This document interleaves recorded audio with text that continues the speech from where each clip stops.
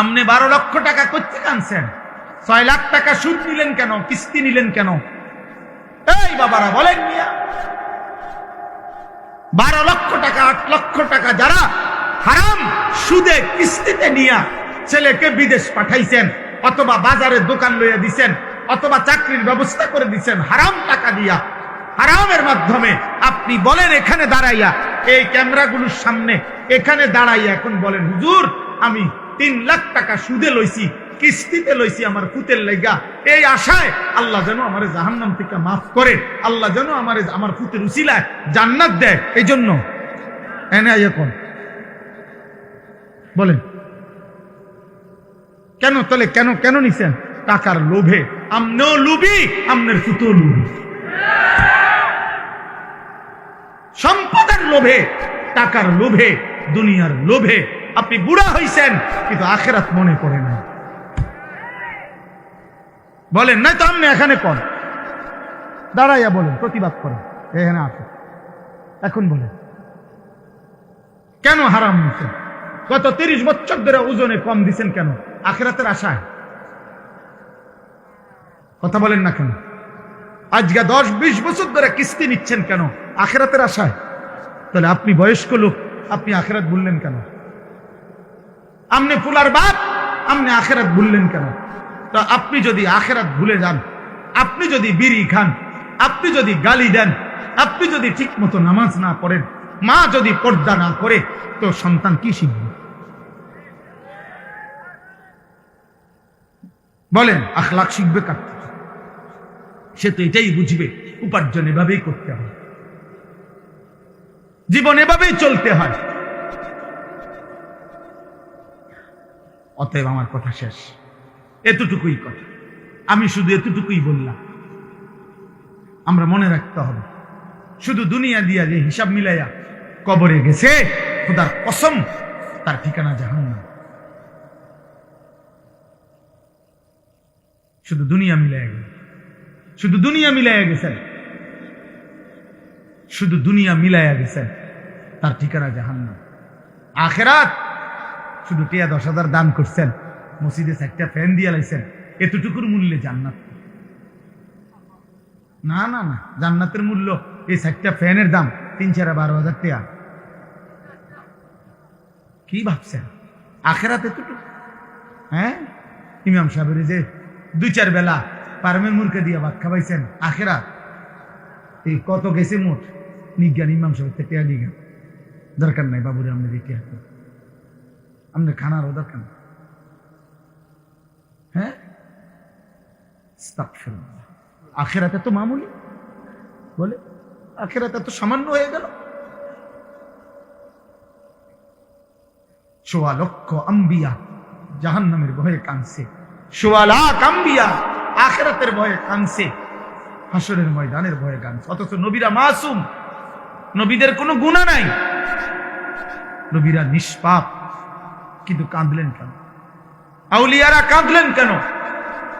সমস্ত আউলিয়ারা, হুজুরগরা কেন কাঁদে? তাহাজ্জুদের সেজদায় আল্লাহর প্রিয় বান্দারা কাঁদে কেন? নামাজ পড়ে নাই এই জন্য? নামাজ তো উনি পড়ছেই, 5 ওয়াক্তও পড়ছে, তাহাজ্জুদও পড়তেছে, উনি জিকিরও করে, তাসবিহও করে, দানও করে, সাদাকাও করে, আল্লাহরেও ডাকে, কোরআনও পড়ে, হালাল হারামও মাইনা চলে, এরপরও কাঁদে কা? তবুও ভয় করে। আখিরাত বড় ভয়ানক, আখিরাত বড় ভয়ানক। অতএব আমরা প্রত্যেকে ইনশাআল্লাহ, কিশোর ভাই, যুবক ভাই, তোমার কাছে বলে গেল, আমরা এটা ইয়াকিনের সাথে বিশ্বাস করি, হেদায়েত, ফয়সালা, পরিবর্তন আমার হাতে না, কোনো বক্তার হাতে না, কোনো নবীর হাতে না, কোনো পীরের হাতে না, কোনো আলেমের হাতে না। খোদার কসম, পরিবর্তন, হেদায়েত, জিন্দেগি জান্নাতমুখী, এটা আল্লাহর ফয়সালা। কার ফয়সালা? আমরা শুধু বলে যাই, আমরা শুধু মাইক দুয়ারে দুয়ারে ফেরি করি, আমরা শুধু বলতে থাকি, যেখানে যেদুর সুযোগ পাই আল্লাহর কথা বলতে আসি, বলতে যাচ্ছি, কিন্তু ফয়সালা কার হাতে? আল্লাহ আমাদেরকে কবুল করে, আল্লাহ তাআলা তৌফিক দান। চলেন এবার এই আয়াতগুলোর তর্জমা শুনেন, তাইলে এই কথা শেষ। এই যা বলার বলে ফেলছি। আল্লাহ তাআলা বলতেছেন সূরা ইউনূস 10 নম্বর সূরা 11 নম্বর পারা। আল্লাহ তাআলা বলেন, যাদের মধ্যে 4টি মন্দ অভ্যাস, তাদের ঠিকানা নিশ্চিত জাহান্নাম। 1, ইন্নাল্লাযীনা লা ইয়ারজুনা লিকাআনা, যারা আখিরাতে আমি আল্লাহর সাক্ষাৎ তথা জান্নাত কামনা করে না, চায় না, এই নিয়ে তাদের কোনো ভাবনাই নাই, প্রস্তুতি নেই। 2, ওয়ারাদু বিল হায়াতিদ দুনিয়া, প্রতিনিয়ত দুনিয়া পেয়ে যারা খুশি হয়ে গেছে। 3, ওয়াতমাআন্নু বিহা, যেটুকু দুনিয়া অর্জন করেছে এতটুকু পেয়ে তারা নিশ্চিন্ত হয়েছে। আল্লাহ রহমতে, আল্লাহ দয়া, আল্লাহ যে দূর দিছে সারি, আল্লাহ রহমত।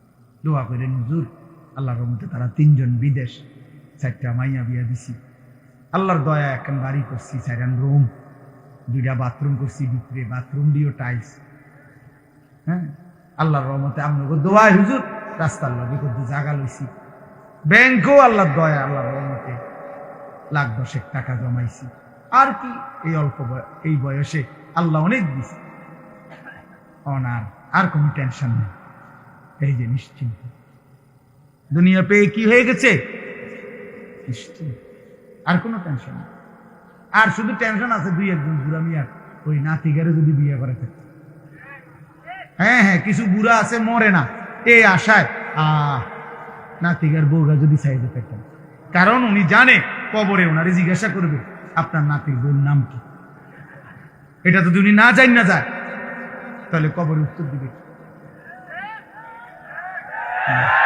এই মাইয়াগারে যদি বিয়ে দিয়ে যেতে পারতাম, এই বিল্ডিং খান যদি শেষ করতে পারতাম, আরে তার চাচাই কইল এই জমি আমি বেচবো, আজ 2 বছর ঘুরাইতে আছে, বেচবো বেচবো কইয়া এই জমি খান কদ্দুর কিন না, বাড়িটা যদি মিলাই দিয়ে যাইতে পারতাম কবরে, আর কোন দুঃখ নেই। হ্যাঁ,